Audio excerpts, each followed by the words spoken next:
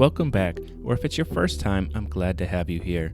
I'm Matt Fendora, and you're tuned in to the Choose to Live, Love, and Grow podcast, where we journey together toward becoming the best version of ourselves. Using mind, body, heart, and spirit as the anchors of our podcast, join me as we set sail into the depths of self-discovery, unraveling the interconnected layers that shape our growth. If you resonate with today's conversation, consider subscribing to the podcast. Your support means the world to us and ensures you never miss an empowering episode. Welcome back to another episode of the Choose to Live, Love, and Grow podcast, the podcast all about being the best version of yourself through mind, body, heart, and spirit. Today, I am here with Chynna Presley. Chynna Presley is a self-proclaimed multipotentialite, or jack of all trades. She has spent nearly 2 decades serving Northeast Indiana in a variety of roles. Using her bachelor's in social work and her master's in organizational leadership and her insatiable thirst for knowledge, context, and application, Chynna strives to effect positive and lasting change in people and community systems. In addition to her nonprofit work, she recently tried her hand at entrepreneurialism, launching 2 businesses in the last 3 years.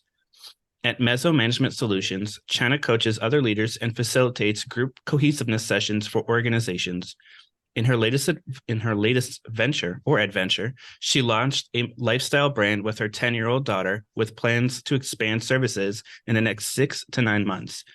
At home, Chynna enjoys spending time with her beautiful, witty child and her embarrassing number of houseplants.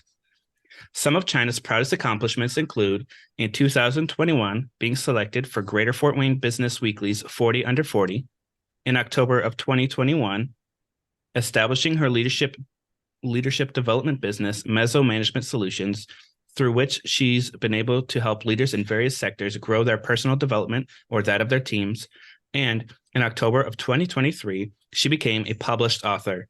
She released a vision journal called Manifest Quest, which is phenomenal, by the way. What makes Chynna's heart sing? Anything that deals with people finding healing from their past pains and walking forward with purpose. She's a sucker for teamwork and overcoming obstacles. You could draw a random word out of a hat, and she'd probably find a way to talk about it. Without further ado, here's Chynna.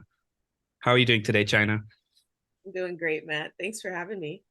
I'm so excited to have you on. There's so many different topics that I've heard you talk about and that you just have in your bag. Just like you said, you could find a random word and you have the ability to talk about it. But I want to start off with talking about you and how you got your start. So out of the last 2 decades, you said that you've had so many different roles. Which role do you think was the most impactful and why? Yeah, I think I've taken something from every single role, to help develop me and carry it on into the next one. I don't ever want to walk into a problem that has been resolved and then have to walk through it all over again. So I don't know. I think every single position that I've ever held has shaped me in a great way. But I would say that moving to Fort Wayne and taking a job with the YWCA, my first job here in Fort Wayne, doing public speaking, public educating, that was probably my start. What probably shaped me the most. It helped me find my voice and it helped me find my presence as a speaker. So after you did that, then what did that lead to? You want the whole list, or? Sure, why not?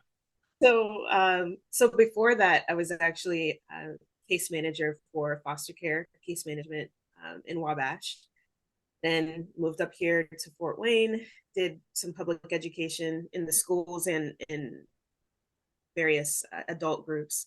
And at that point, I was talking about domestic violence and healthy and unhealthy relationships. We were building programs to help teens understand. At that time, it was like cyberbullying and sexting were the new phrase words that were in the news. And so we started to develop programming around that as a introduction to how relationships can become unhealthy with bad communication and or lack of communication, things of that nature. So moving from doing some of those sessions and even doing some for youth workers, moving from doing that type of work, I ended up taking on a part-time gig with Youth for Christ and I started an after school program called Girl Talk. So I did that with two schools, Kikianga Middle School and Miami Middle School. And man, the second year of that was just phenomenal. Had a great team of volunteers, and I mean, we just rocked it. It was wonderful. The girls that were involved in the program, I still run into some of them today. They're all adults now, and man, it's really good to see. I don't know, you didn't ask me about all of that, but it was really cool to see how you could develop young people, Mm-hmm. just by allowing yourself to be utilized, you know. So I was doing that part time while I was still working full time at the YWCA, and then after about a year of doing that dual roles, ended up going full time with YFC and became the director of women's ministries and volunteer services. Only did that for about a year because I had a baby, and YFC and I, we kind of had different directions we were going, and so split ways. Stayed home with my daughter for about 10 months until I realized this child doesn't even speak English yet. I can still see us butting heads if I stay home. So I think it's time for me to go back and work behind a desk. So I thought it was best for both of us. So I found a job with Scan, and was a healthy families supervisor. And so I had a team of phenomenal home visitors that went into homes to serve families that had just had a baby, or when maybe they were pregnant and expecting a baby, but then we followed them all through the first 3 years of that child's life. And so got to supervise a really cool couple of teams through that. That helped shape me, and I can't even remember, where did I go next? Oh, Vincent Village. Went to Vincent Village, and I was the director of programming over there for a little while.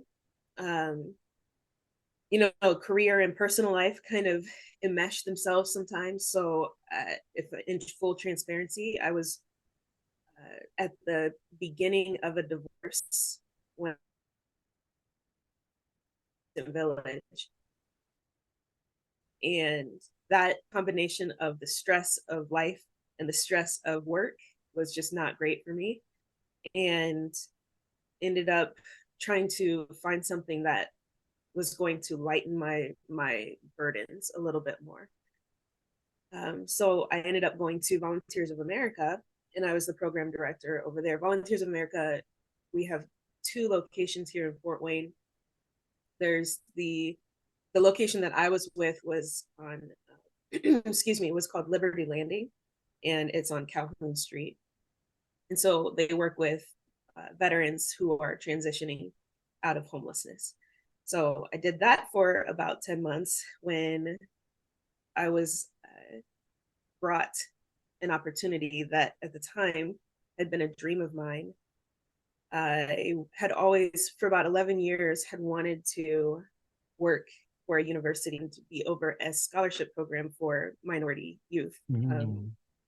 And Huntington University just so happened to also be my alma mater, but they had an opening coming up, and yeah, it was the perfect timing, perfect opportunity. I had no reason to leave Volunteers of America. Loved that role, but I also recognized that I couldn't do that role as a single parent, Mm-hmm. um, because there were many times where I had to go, back in and work for somebody's shift at 11 o'clock at night, and because I couldn't find somebody to fill their shift. So there's no way that I could have gotten those phone calls in the middle of the night as a single mother. So I had to make a tough decision and go for something that had also been a dream of mine, but also seems like it's the right move as a newly single parent. And after that, so I was only there for 2 years when I felt like God told me it's time to leave. And since then, I have kind of been all over the place. I have no true plan in place, and that's kind of what's led to me being where I am right now. I'm part-time with the radio station Start 88.3. I a couple of businesses, so working on developing the brand a little bit. And I don't know, I'm doing some more group facilitation work and public speaking, the things that I just enjoy doing. So I think that's the whole list. I think You started Mezzo Management Solutions. What is that? it's a leadership development that I do. So initially, so the name Mezzo Management Solutions, it's supposed to be, so Mezzo means middle. And so initially I started Mezzo Management as a way to help develop leaders who are middle managers in social work nonprofits. One of the things that I noticed about myself and my peers and my colleagues is that a lot of times we would go to social work conferences and there's a ton of information for frontline staff and there's a ton of information for the administrators, but there's very little beefiness to the information you're receiving to sharpen your skills if you're at that middle management point, which leaves you feeling pretty dry as a leader. You really need something to sharpen your skills so that you can continue to help your frontline staff. And then, recognizing that some of us just don't want to climb the scale. We're just not ladder climbers. Some of us Mhm. are very happy being in middle management. Yeah. And what is there for us? And so because I couldn't find anything, I decided to develop it in hopes that I could help anybody else who was seeking what I was seeking. So I do a lot of research on my own, trying to find, some of the best ways to develop people. I think one of my strengths is to uh, work with people on an individual basis. So what works for one person is not going to work for the next. So I have to take time to learn you and understand not just what your goals are in leadership, but who you are as a human being and how you relate to other people. And so I can help kind of develop those and enhance the skills that you already have by taking time to get to know you a little bit better and understanding your vision for yourself as a leader. But the really fun part is when I get to work with groups and they might get a grant to be able to help their staff do a day retreat or something like that. And so I'll come in and facilitate a number of games, activities, things of that nature, but they're not the cheesy icebreaker games and things like that. They actually have meaning to them. They have purpose. So it helps you figure out, oh, there's a reason for why we were doing it this way. Or now I understand my colleagues a little bit better when I see that they were operating this way. So I use different personality tests, things like that to help people understand each other better and hopefully become more cohesive as a team. I love that because I've noticed that too when I talk to people. There are people who it's surprising to me, like they're like, I'm happy where I'm at. I don't need to continue, creating this huge business or anything like that. Like this is where I'm at. I'm comfortable with this. I'm happy with this. I don't need it to go any higher than it already is. So I could see the value and importance of the business that you have with um, the Mezzo Management Solutions. One of the topics I kind of wanted to kind of briefly discuss is one of the things that kind of introduced you to me, which was your talk of restorative rest. So could you go into a little bit of what restorative rest is and why that was something that you were passionate about and that you were researching? Sort of rest, yeah. So leaving a job with no plan in place, you realize that you probably need it more than you thought you did. And what I mean by that is, I am. I hate to say this, but I'm a person who's very hyper vigilant, very active. As much as I want to be slower going, and like I think inside my everything inside of me is go go go go go, but my brain is always like no, slow slow slow slow slow. And so I have to figure out a way to marry the two because clearly I'm craving something that I'm not getting. And so I had to start looking into why is it that when I do all of the things that people encourage me to do to rest, I don't feel rested. It doesn't make sense. If I take a, and I've told people this for years, they'll say, go take a 20-minute nap. It's a power nap or a 10-minute nap. When I wake up from a short nap, I do not feel energized. I feel Mm-hmm. exhausted. Mm-hmm. And part of that might be, so I was also diagnosed with a sleep disorder 2 years ago, maybe 3 years ago. And for a while that defined me. Now coming out of this, you know, kind of lethargic space, I'm realizing that I don't really have a sleep disorder. But in that time that I thought I did, I was so exhausted, I had to find something that was going to help me feel restored.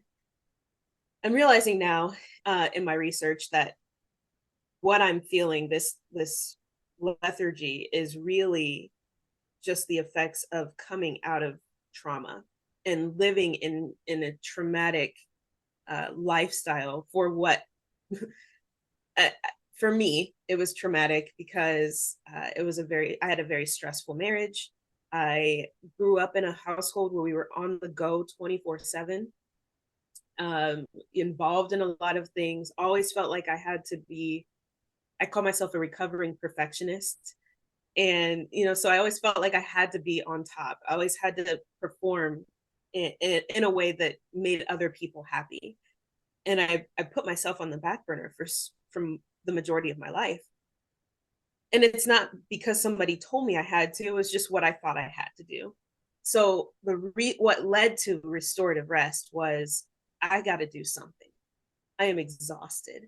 And I don't think I can continue to live at this pace if I don't figure something out.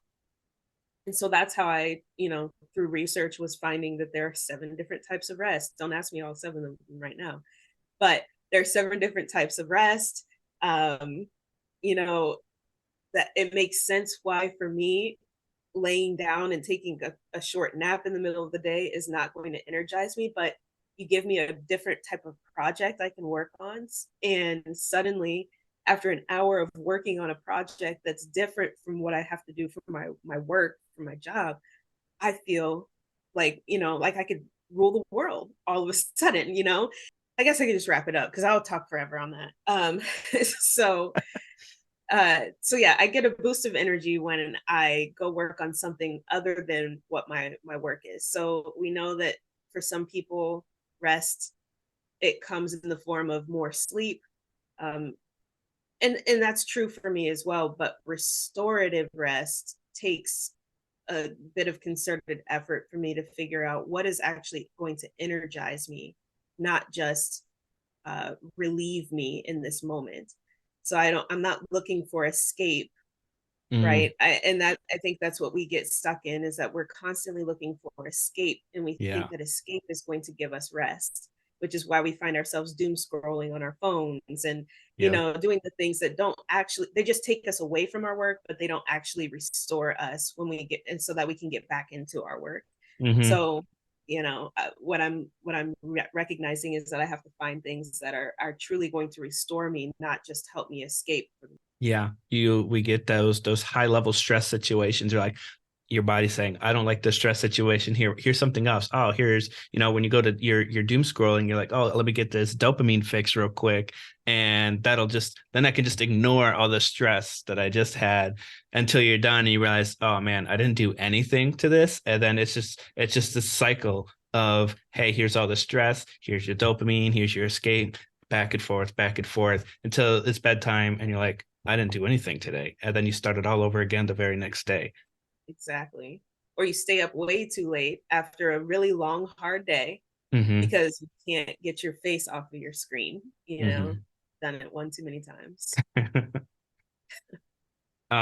So the next thing I wanted to talk about um, is your new passion, which was your Manifest Quest journal that you did. So, what inspired you to create the Manifest Quest Vision Journal? So honestly, I had no plans to create it for other people. Um, I mentioned earlier that I was going through a divorce, and toward the tail end of my divorce in 2019, I should also preface this with my faith means a lot to me. And so I will probably sound uber spiritual, and that's not the point of any of this.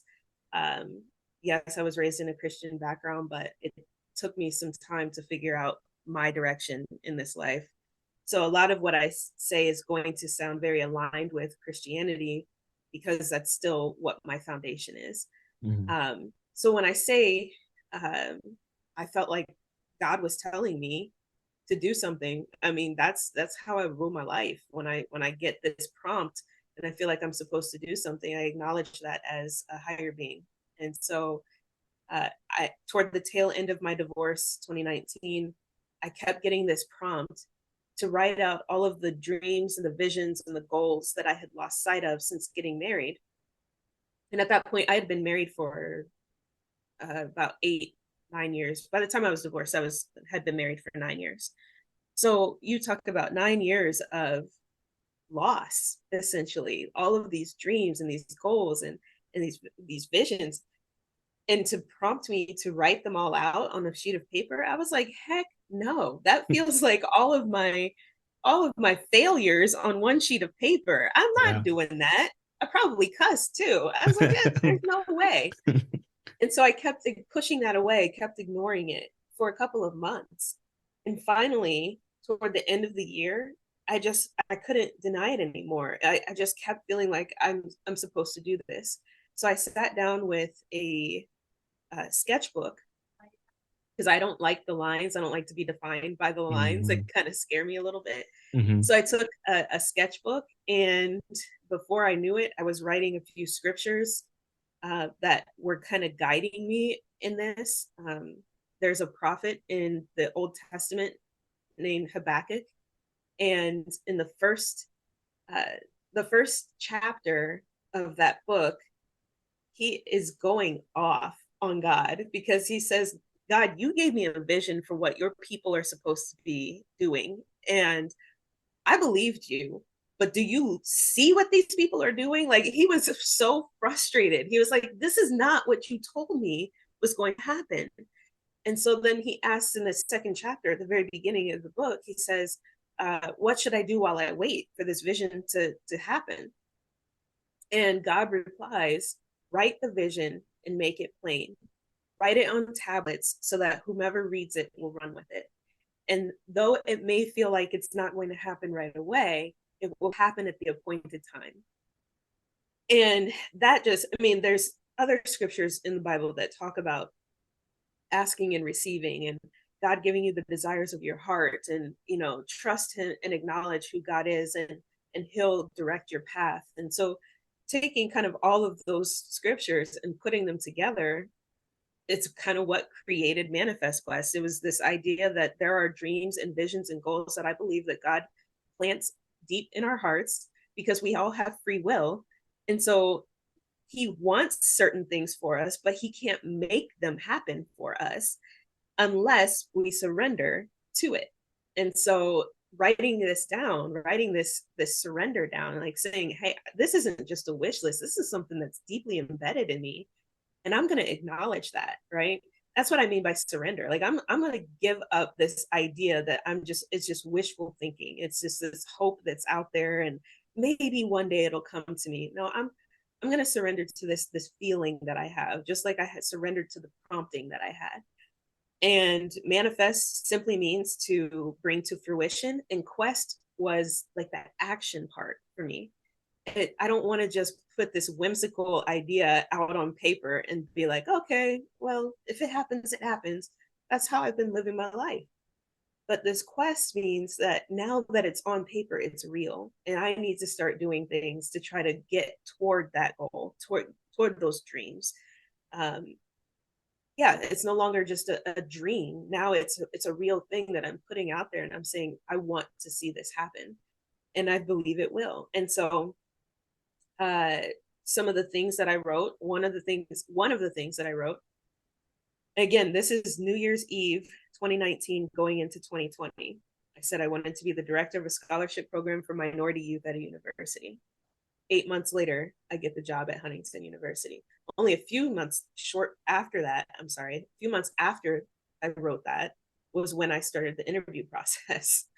So another one that the reason why I say I'm proud of this, I didn't tell anybody that I wanted this, because it's not my MO to want acknowledgement for the things that I do. But for some reason, 40 under 40 would not leave me. So I wrote in very small letters, 40 under 40, because I was still kind of embarrassed that I wanted that. Yeah. The following year, I'm put into the class of 40 under 40. And so for me, that was just, a confirmation that these dreams were not just mine, but they really were planted. And it was God showing me, Chynna, I really do want to bring these things to fruition. And the way that I'm going to show you is that I'm going to give you some things that you didn't think you even wanted, and watch me work. Right. Mm-hmm. And these are not people that even nobody knew these things, but now I'm crossing stuff off left and right. And this stuff is just, it's starting to happen. Right. Mm-hmm. And then so I was talking to a friend of mine who was walking through life with me while I was going through some of those tough years. And she knew about my manifest quest. And every time something amazing would happen in my life, she'd go, "Did you write that in your manifest quest?" And I'd go back, I'd be like, "I don't know." So I'd go back and I'd look at it, be like, "I sure did." She's like, "Oh my gosh, Chynna, that is amazing." So she tells her family about it. Mm-hmm. And her daughter, who was in law school at the time, she said, "Chynna, my generation is eating up manifestation right now, but I feel like we don't really understand what it is. If you were to write out a guided manifest quest, I bet you that would just, I think we would just eat that up. I think it would blow up." I looked at her and I said, "How much do you want for that idea?" She said, "I don't want anything. I just want a copy. If you will just do it." And so last year is when I started writing it. I was like, okay, well, I'll give it a shot, you know. And I wrote it and kind of left it on my computer. I had some editing I needed to do to it, and needed to figure out, you know, how do you self-publish, and there's just a lot of research that goes behind publishing a book. And I thought, well, I'll get it done at some point. But right now I need to focus on making money. I need to focus on, you know, my career and blah, blah, blah. And then here comes those promptings from God again. So a couple months ago, I just felt like very stuck, and was trying to understand why I couldn't find a job, because finding a job is not hard for me. But why I wasn't getting interviews, and why it felt wrong for me to go back into social work. I literally felt like I was going to throw up every time I went to apply for a social work job. And I felt like God was telling me, "Chynna, told you to start some things a year ago, and you started them, but you never completed them. Mm. And there are some things I told you to ask me for that I want to give to you, but you keep trying to walk backwards, while I'm trying to take everything, strip you of everything you've known before, so that I can prepare you to walk you into the unknown." And, you know, I told you to write that book, and you wrote it, but you didn't do anything with it. I can't advance you until you complete some things. So I just went ahead and got it done. So that's the story. It started off as something for myself, Mm. but my friends just encouraged me to make it available for other people, and that's what I did. So after you write these things down in a journal, how often do you go back and look at them? Or, and then on top of that, how often do you write things down? You mean me personally, or what do I suggest? Either or. Okay. Um, so me personally, I visit this thing probably once a month, once every other month or so. Um, Not just to write things down, but sometimes to write out the story of how things are coming to fruition, and to remind myself of some of the things I've asked for, because sometimes I have to revise them. Mm. So I'm a firm believer that we are, as a human race, we are all big dreamers in some way, shape, or form. And when I talked about that surrender earlier, I think that our dreams, as big as they are nowhere near as large as what God has for us. And so it's almost like when you watch a painter, I love some of the digital artists that I've seen online recently, where they will they'll do a drawing and then they'll scroll out and it's a part of Oh, another drawing, and then they yeah. scroll out and it's a part, and like you realize at the very end of it that you started off by seeing what was in the pupil of a character in this huge picture, right? Yeah. But then the detail is so intricate. And so I think of our lives like that. There are these visions that we think are so large that sometimes we can't even comprehend it, but it's just the pupil of the entire painting that God is trying to do with us. And Mm-hmm. so uh yeah, I don't know. So it's I go back sometimes because I realize that I had an idea of what the vision was, but as time has gone on and other things have come to fruition, I'm realizing that that vision, what I didn't dream big enough, or I tried in my very finite mind to understand what that was, but it was actually something else. So, an idea that I've had over the course of the last, I don't know, 7 or 8 months. I don't really want to speak about it here, but I will explain that it has expanded itself. So I wrote it down as one thing, and then having this time where I couldn't figure out how to make it happen. And I'm realizing I couldn't figure out how to make it happen because the vision hadn't been expanded yet. I Mm. didn't understand everything that I was supposed to accomplish with this. So that's why there was time in between when I wrote it down and when it's going to happen. So sometimes I have to go back and revise. And then sometimes you have life situations that happen and you have to go back and revise. So there were some things that I wrote in there and I wrote the date in which I wanted them to happen. But then we ran into the pandemic.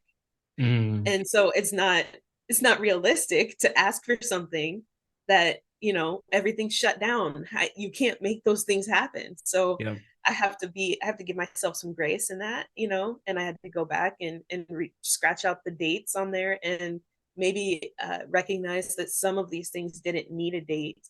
I just needed to write them, um, so that it would prompt me to keep working towards something. So I visit probably once a month, once every other month or so. But it's not even just to write that stuff down, but like I said before, you have to write out the story too. So Mm-hmm. keep in mind that when these things come to fruition, there's a story that's being written. There's a picture that's being painted. And so these things are not all one-offs. Sometimes they're connected. And so I need to go back and acknowledge that this has come to fruition, and I need to also tell the story of how that happened, and how the things transpired, so I don't lose sight, as I'm going along. Because if we don't keep track, we don't keep recording, then it's going to feel like everything's a one off. It's going to feel like things aren't happening, so it's just a reminder that there's this energy is forming. This truck is going, like this Mm-hmm. train isn't stopping, as much as it feels like it is, because I'm hyper focused on one thing and I don't realize or acknowledge all the other things that are going on. Mm-hmm. I can speak to that in my own journey, because when I was a kid, I was 18. I knew one thing I wanted to own my own business. I wanted to have something that I could hand down to my kids one day. I was 18 thinking this. And there were a couple of different things that I was thinking about. And one was the idea of this cafe slash bookstore that had a theater attached to it where people could just go hang out, learn, grow. Like in the theater, there'd be like movies playing, like old movies you could go in for free, but it was theme oriented. So there was a message that you would get from it. And that grew into, do you know what? I want to be a motivational speaker. Like it was the height of Eric Thomas. Like that was my role model. I'm like, man, I want to be like Eric Thomas, like TGIM, thank God it's Monday. Like that's awesome. And then it turned into, well, I want to write too, because I used to write as a kid. So let me kind of balance this out of, hey, speaking, and which I never really did, but I kind of put myself in positions to speak. And then I started writing a lot more. That's like, what if this is my business? Like, what if I could put these two things together and make a business out of it? And then that grew even more because then I learned of Tony Robbins and what he did as a life coach. And I was like, that is the message. Like, that is the impact that I want, is that connection. And so that continued to grow, but I didn't know how. And so I kind of was able to hone in on what it was I wanted to teach. And then it became, well, how am I going to get that message out there? Because I enjoyed writing, but I felt pressured to write. And so I was kind of losing my passion for writing because I felt so much I was putting so much pressure on myself to produce. And then I started thinking about podcasting because then my next role model became Lewis Howes. And if you don't know who Lewis Howes is, he's the podcast host for the School of Greatness, which is my favorite podcast out there. And just his ability to get people on and just learn from them. And I'm like, I would love to do that. But it took me a year to actually sit down and be like, you know what, this is the time, because there was always something else going on. And then, like at one point I was like, you know what, I have time. I'm setting a date for sure. This is my date. And I'm just going to push through this and I'm going to find a way to make that happen. And somehow I have made all of this happen. And every day I'm like, wow, I'm just so blessed that I sat down and set a time, a date, and stuck to that. And it's manifested from, I want to own my own business. I want to be a motivational speaker. That vision. Oh, it was started off as the pupil. Mm-hmm. It's getting bigger and bigger, and you're doing it. I remember you telling me a year ago that you wanted to do this. Mm-hmm. So it's really cool to see. And I've been watching your little clips and stuff, and as you're rocking it out, Matt. It's really cool. It's every day is like a new challenge, but it's so exciting because it's like, okay, well, how am I going to do this time? Like, oh man, here's this challenge. You're like, oh, what am I going to do? All right, like let's figure this out. Let's figure out this is a new challenge. Let's do it. That's right. So now that you've finished creating the journal, what's the next step for that? For the journal itself? Or your business in general, because you also started at the same time your business with your daughter. Yeah. So if you notice the name on as the author on the journal is Chynna Monet, which is my first and middle name, not my first and last name. Um, the reason for that is because I actually had the idea for this business before I had the idea to write the journal. And I wanted to create something. So it comes in two parts. I wanted to create something that embodies who I am or who I want to be in this life. I want to encourage, uplift, and inspire, right? But I also recognize that starts at home. And I think a pitfall of being a social worker is this idea that we are constantly serving our community, but sometimes we lose sight of our own home, our own household. And we feel this heavy burden to make sure everything's airtight at home so that we can go out and keep serving. And when God took me out of social work, it helped me realize that I can't do it. I won't be able to be effective at my work developing the community if I don't develop my household first. And so with my daughter, I'm learning more about myself. I'm learning about her as well. And one of the things that she loves to do is to draw. And it's not like a coloring thing, but she likes to draw. And she's just so I like to say she thinks she's like the next Vincent van Gogh. And I'm not going to tell her any different. Mm-hmm. And so, I recognize that our public school education system is not designed anymore to create free thinkers. It's not designed to create entrepreneurs even. It's designed to create workers in a capitalistic society. And Mm-hmm. in some ways, I feel as though it is dimming the brilliance in some of our youth. Mm-hmm. And I think my daughter, because she's gone through so much in the last in the last few years in her young life, going through a divorce and moving and selling her childhood home, and just there's just so much, and she's gone to so many different schools because of the changes in her life. There was really no stability for a little while, and one of the things that started to suffer was her education. Not that she was doing poorly, but it's like her mind could not wrap around all of the different styles that she had to go through with the Mm-hmm. different teachers. And she went from one school system, uh, or I should say she started school in the pandemic, so that already was a horrible way to start, right? In Mm-hmm. kindergarten, when you start your first semester in the school system, and then the second semester is on Zoom. What I have no idea what the long-term effects of that are going to be on Mm-hmm. this generation, but it's going to be crazy. Mm-hmm. So you go from that to her second grade. I'm sorry, first grade. She had a phenomenal teacher. Or I'm sorry, kindergarten, phenomenal teacher. First grade, uh, her teacher. If I'm getting this correct, yeah. First grade, her teacher got pregnant and only spent the first 2 weeks with them. So she had a whole bunch of substitute teachers throughout that school year. And then the teacher came back in the end of the school year and things got great, right?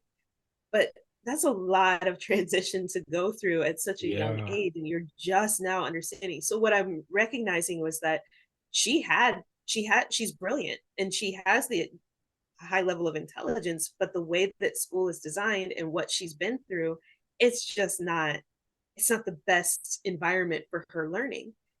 But what started to elevate was her ability to express herself in her drawings. And Mm-hmm. so I said, well, what can I do to continue to help her find stability in this, and continue to inspire her, right?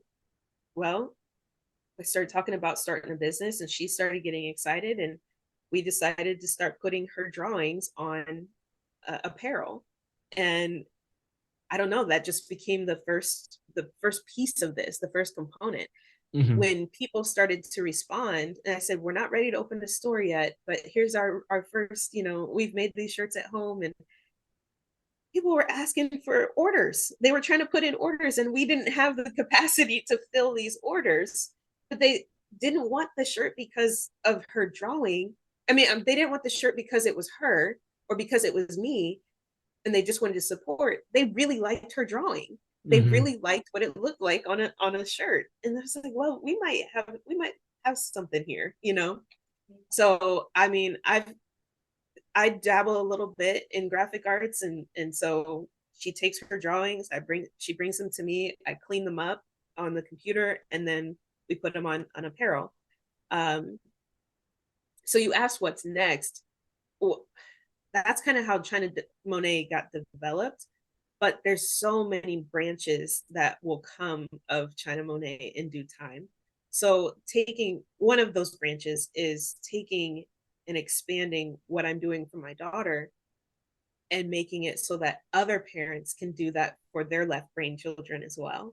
And so there will be a subscription service where parents can buy into having the retail space for their child. I will give you the play-by-play on how to help your child get a store set up, how to get their bank accounts and all of that, together, and what the cost, counting the cost of starting a business like this, because it's not cheap, and it takes a while before you will receive any kind of profit, and so this is a huge investment, but it's also an investment in that child.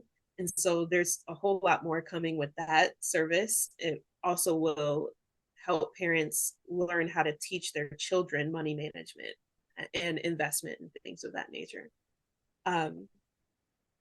There's also, eventually I'll get started on releasing the blogs that I've been writing. So there are some blogs that are coming.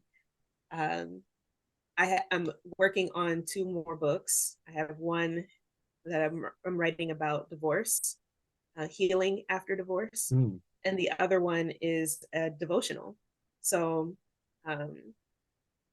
more books are coming, more writing, more speaking, more services, hopefully. There's just a few more branches where I really want to can find ways to uplift, encourage, and inspire people through this brand. That's awesome. It sounds like you stay very busy. Everybody says that. I don't know that I stay busy. I think my brain is on overdrive all the time. So my brain is busy, but my body is not. I mean, I stay busy if I have to, but I also know how to pull back now. And I'm also learning to lean into a life where I'm not hyper vigilant all the time, and I'm trying to not worry so much about tomorrow.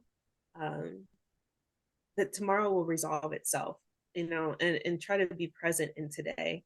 And so I'm not as busy as people think I am. And part of the reason is because I've learned also how to say no to invitations, Yeah, very and it important. hurts. Yeah. I mean, it's hard sometimes. I mean,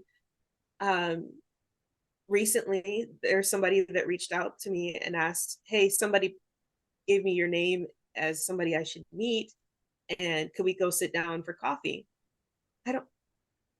I mean, in the past I would have said yes, because, well, you could meet anybody and it could turn into anything, right?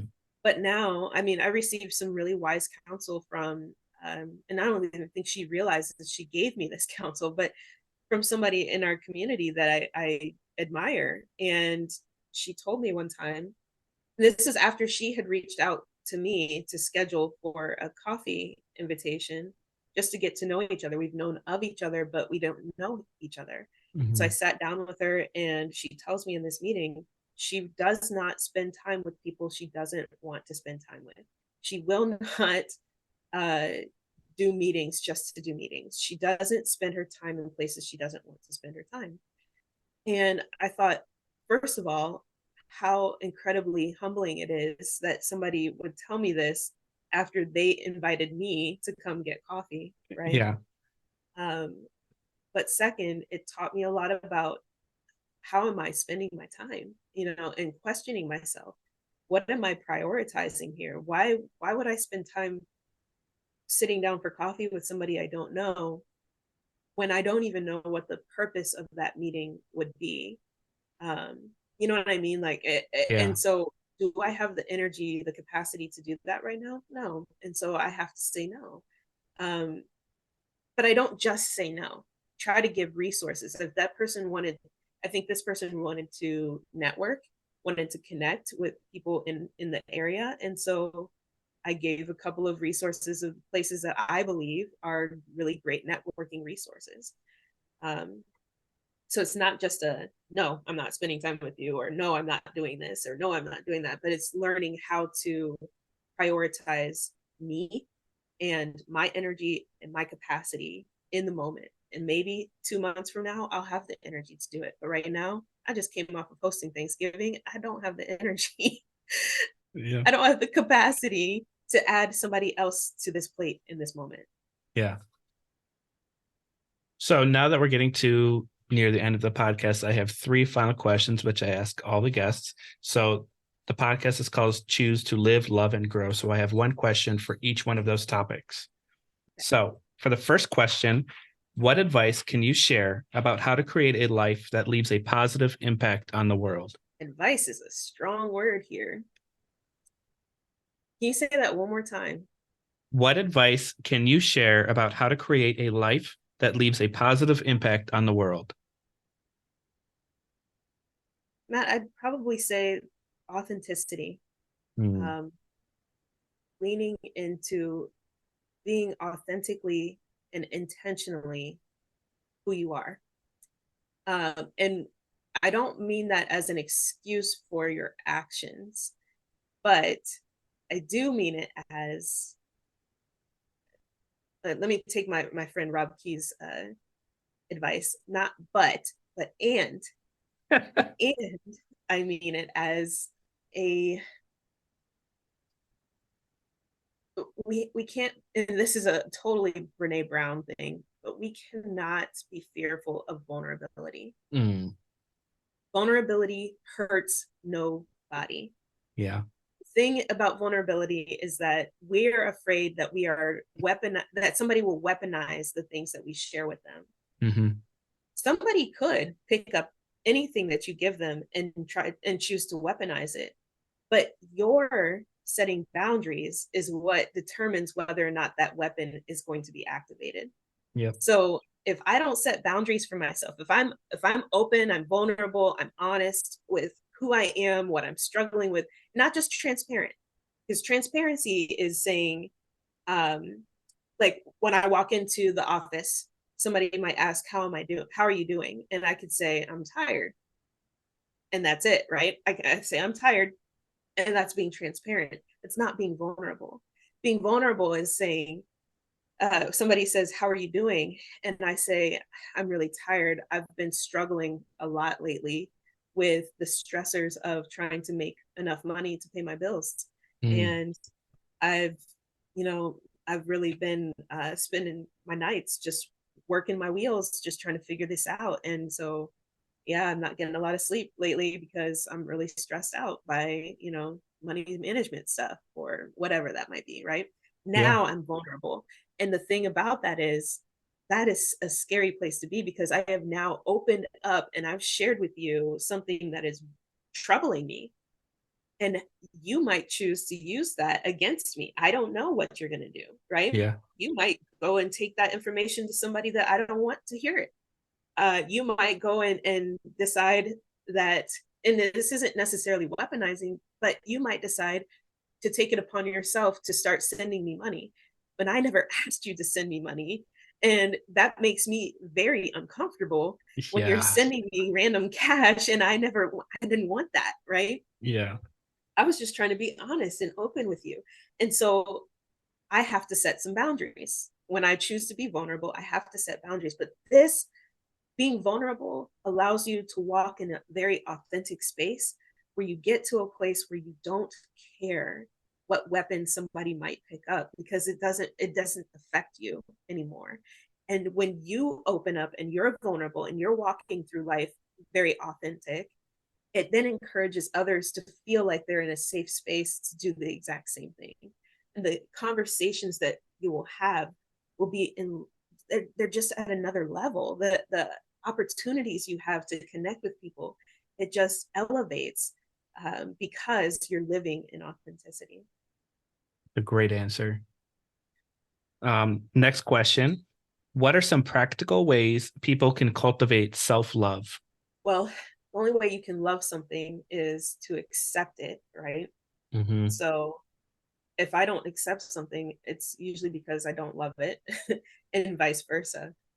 So to cultivate self-love, if for me has been making myself not just a priority, but my favorite subject to research. So I use recently, like everybody hears me talk about Enneagram. Enneagram's great, but human design has really changed my life. And it can sound really whimsical and out there, and it's like anything else. You can either choose to use it or choose not to, but for me, it's helped me gain a better understanding of who I am. And once I understand something, I have it, it's easier for me to accept it, which then leads to me being able to love it. And I would say the same thing goes for how, at least this is how I am with people. You ever meet somebody where you're just like, yeah, I just don't like that person. I've done that before, as most of us do as human beings. But then something happens where I learn something about that person and why they are the way that they are. Mm. And suddenly I can't dislike them anymore. You know, there's just something in me that now that I understand them, I love them. And I may not care to be around them that much more, but now that I understand them, I love them, and it's hard for me to dislike them. I have to apply that same energy to myself. We Mhm. have to learn who we are, not just oh, I just do this because I do this. No, what is the reason why I've always done things this way? I need to understand myself, understand the things that I've been through and how they've impacted my life, um, and on figuring out where I want to go from there. But just self-love cultivates from understanding. And so if I make myself my favorite subject and I start studying myself, Mm. I can't, help but to fall in love. Mhm. So I feel like this answer is also the same for this last question, which I have. So the last Okay. question is, what strategies or practices do you recommend for people looking to enhance their self-awareness or self-reflection? Yeah. It's pretty much the same. I would say anything that's going to help you discover yourself better. So I told you, for me, it started with the Enneagram, but after Enneagram, finding human design, it just, it's weird. I'm not gonna lie, it's really weird, but it it it was just too accurate for me to ignore. So I just think, you know, finding whatever tool helps you understand yourself better, whatever that might be for yourself, if it works, whatever's not broken, don't fix it. So how can people connect with you? So most of my social media platforms are at Chynna Speaks. So LinkedIn, Instagram, and I guess you can call it X. I still call it Twitter. Um, but I think as an elder millennial, I'm starting to learn that I have to phase myself out of that. I don't think that platform is as great as it used to be. So at Chynna Speaks, if they want to check out the China Monet brand, that is ChinaMonet.com, or you can go to China Monet brand on Instagram. Facebook, I've got one, but I don't really use it all that much. Mhm. So it's just best to use Instagram, or even TikTok. I'm on there occasionally too. I think I'm very funny, so uh, occasionally I'll make a video on there too. And my last question, how can people support you? Where can people buy your book at as well? So first of all, how you can support me is just to continue to do what you've already been doing. And I say this to anybody, you, to the community. I feel so loved in this community. And every time I talk about something I'm about to do, I receive so much encouragement from people. And this is, and had, not that I've ever lacked that in my life, but it feels really good to be around people that are not your family, who support you in your crazy ideas. And when you throw something out there, they don't doubt you. And that's exactly how I feel supported, is you let me work my crazy thought process out. Let me figure it out on my own time, in my own way, and it'll happen, and just continue to encourage me to do that. But um, other than that, just uh you said, where can I get the book? On Amazon is where the link is, or they're in the trunk of my car. Uh, but as I've been told, I'm supposed to tell people to go to Amazon so that it bumps up the ratings or something like that. So you can go to Amazon, search Manifest Quest. It'll be the first one that pops up usually. Here's what it looks like. So, um, and I don't remember what else I was going to say. So you can support me by purchasing my daughter's artwork on your shirts. If you go to China Monet, you can see all the apparel. You can also get the link to the book on ChinaMonet.com as well. Um, I've got some shirts up there too. So send me your ideas, send me your suggestions, and I will definitely take those into account, because I believe that you can't do anything on your own. You definitely need your community to help you to thrive. And so, yeah, that's about it. Well, Chynna, thank you for being on the podcast. I just want to show some acknowledgement towards you and appreciation for what you've done, just not just in the community, but for me myself. You were instrumental in putting me on this path that I'm on right now. If you didn't meet me for coffee, you have no idea how nervous I was just asking you. And you were like, "Hey, you want to meet for coffee?" Oh, I didn't know that was a thing. Like, because I had just gotten out of the military, so everything was just new to me. And you just, for whatever reason, when we sat down for coffee too, I just like told you everything, and which I never do to anybody. So I just wanted to appreciate you and acknowledge you for doing that just for me as well. Thank you, Matt. And that I remember that day very fondly. And honestly, you took the leap, and that's what I'd say to anybody else. You took the leap and introduced yourself to me. And I think that speaks to that intentionality and authenticity that I spoke about earlier. You opened the door, so you got to give yourself credit here too, that this was a path you were already on, and it was just the alignment, right? It was just Mm-hmm. the alignment, the right people, the right time. And I'm just so thankful that you allowed me to be a part of that story. Well, that concludes our podcast. And again, I just thank you for being on this with me. Thank you for having me. Thank you so much for tuning into this episode of the Choose to Live, Love, and Grow podcast. I look forward to seeing you next week. Don't forget to live, love, and grow to be the best version of you. Oh, and one more thing. If you or a young man that you know suffer from victim mindset or are not reaching their fullest potential, then visit mattfendora.com to see how we can work together to become the best version of ourselves. That's mattfendora.com. The link will be in the show notes. And don't forget to subscribe. Thank you and have an outstanding day.